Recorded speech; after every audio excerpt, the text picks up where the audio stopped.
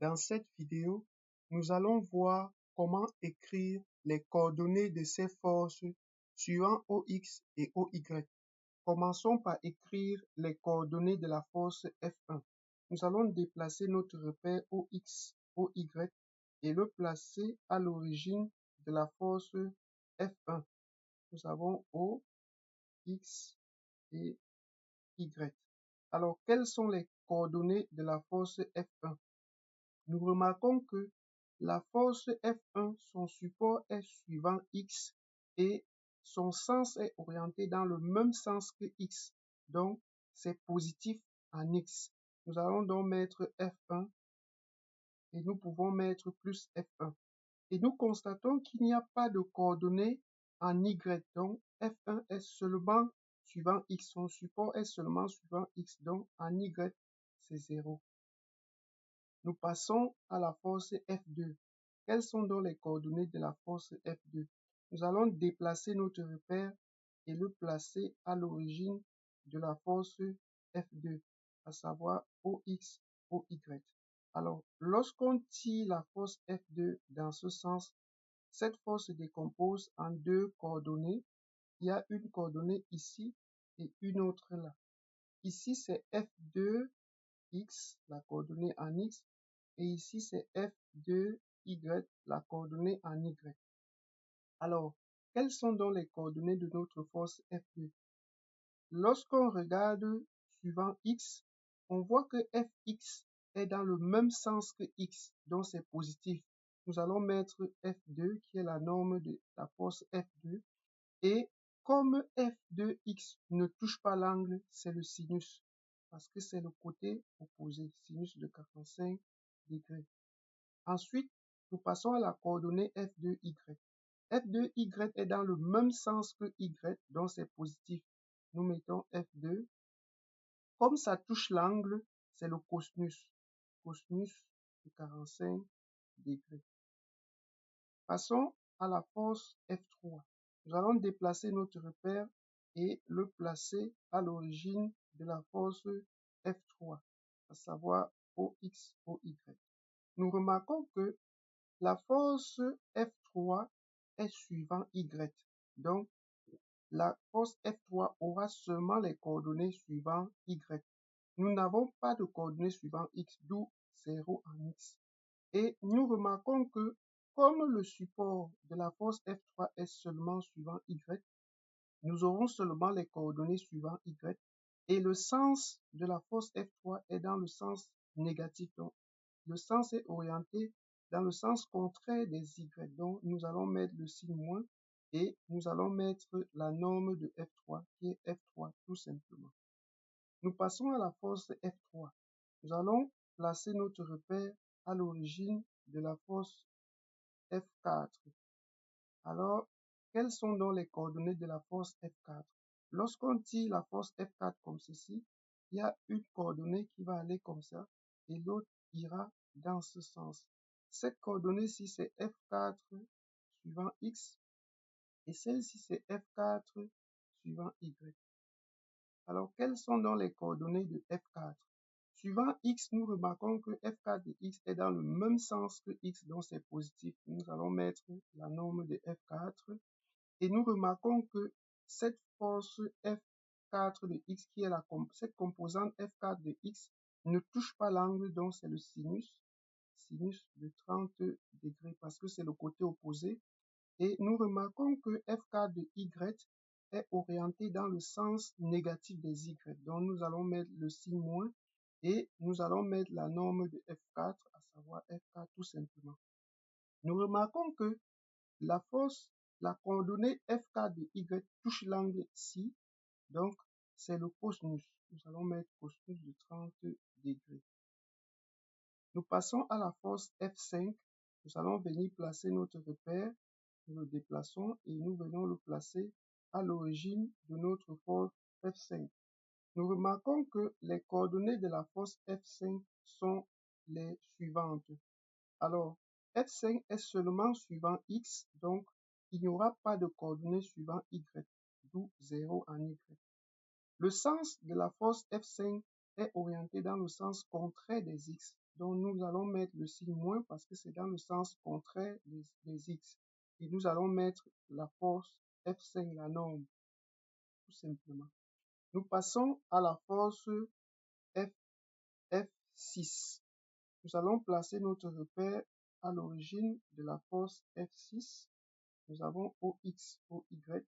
Lorsqu'on tire la force F6 comme ça, il y a une coordonnée qui ira comme ça et l'autre ira dans ce sens.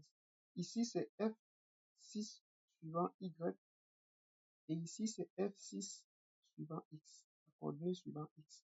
Alors, quelles sont donc les coordonnées de la force F6?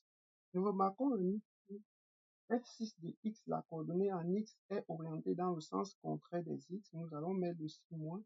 Nous allons mettre la norme de F6, c'est-à-dire F6 tout simplement sans la flèche au-dessus. Et nous remarquons que c'est le côté opposé, donc ça ne touche pas l'angle, c'est le sinus. Sinus de 15 degrés. Nous passons à la coordonnée en Y, à savoir F6 de Y. F6 de Y est orienté dans le sens contraire des Y, donc nous mettons le signe moins. Nous mettons la norme de F6. Et comme F6 de Y touche l'angle ici, ça touche l'angle bien sûr, c'est le cosinus. Cosinus de 15 degrés. Voilà les coordonnées de la force F6. Nous passons à la force F7. Nous allons placer notre repère à l'origine de la force F7.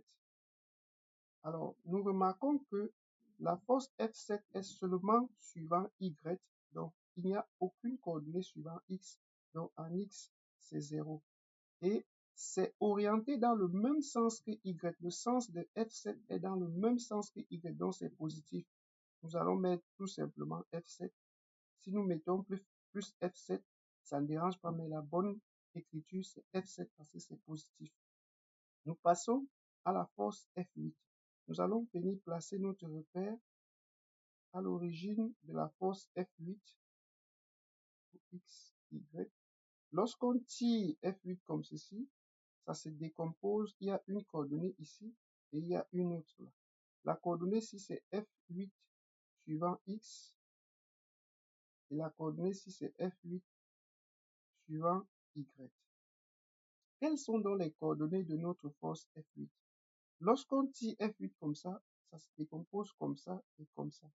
En X, la coordonnée en X est dans le sens opposé de X. Donc, c'est dans le sens contraire des X. Nous allons mettre moins et nous allons mettre la norme de F3, à savoir F3, F8, pardon, la norme de F8, à savoir F8 sans la flèche au-dessus, c'est la norme. Et puis, nous remarquons que F8 de X ne touche pas l'angle, donc c'est le sinus, c'est le côté opposé. Sinus de 60 degrés. En Y, F8 de Y, nous remarquons que c'est dans le même sens que Y, donc c'est positif. Nous mettons tout simplement F8. Et comme ça touche l'angle ici, c'est le cosinus. Nous allons mettre cosinus de 60 degrés. Voilà les coordonnées de nos différentes forces. Alors, c'est quoi le côté opposé et le côté adjacent? Prenons l'exemple d'un triangle rectangle. Je vais placer par exemple un triangle rectangle comme ceci. Et notre force, voici l'origine de notre force ici. Notre force est toujours sur l'hypoténuse de notre triangle rectangle. Alors, voici un angle alpha. Ça, c'est le côté opposé. Ici, c'est le côté adjacent. Alors, ça, c'est notre force F. Le côté opposé,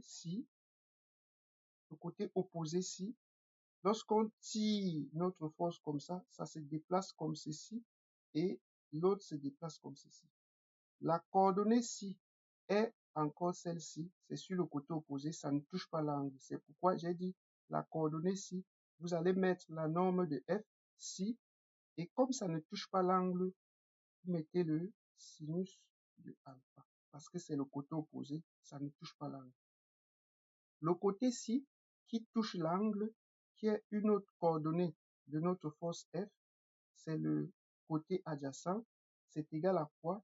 Vous allez mettre F, et puis, comme ça touche l'angle, vous allez mettre le cosinus de alpha. Maintenant, les signes dépendront du sens de notre repère. les signes qu'on mettra devant ces coordonnées vont dépendre du sens de notre repère. Donc, le côté opposé ci, qui est encore ça, c'est égal à f sinus alpha. Et le côté adjacent ci, c'est égal à f cosinus alpha parce que ça touche l'angle. Donc, voilà notre triangle qui est rectangle ici. Donc, lorsqu'on tire comme ceci, ça se décompose ici et ici. Le côté ci, c'est f sinus. Pourquoi? Parce que ça ne touche pas l'angle. Ça ne touche pas l'angle ici. Donc, on met f, la norme de cette force-ci, et on met sinus alpha. Ici, la coordonnée ci touche l'angle ici. C'est le côté adjacent. On met f cosinus alpha parce que ça touche l'angle. Donc, lorsque ça touche l'angle, c'est le cos. Et lorsque ça ne touche pas l'angle, c'est le sin. Maintenant, les signes que nous mettrons devant ces coordonnées dépendront du sens du repère. Donc, ça va dépendre du sens du repère. Donc, il y a trois choses pour écrire les coordonnées d'une force. Première chose, c'est le sens du repère qui va nous montrer le signe qu'on va mettre devant.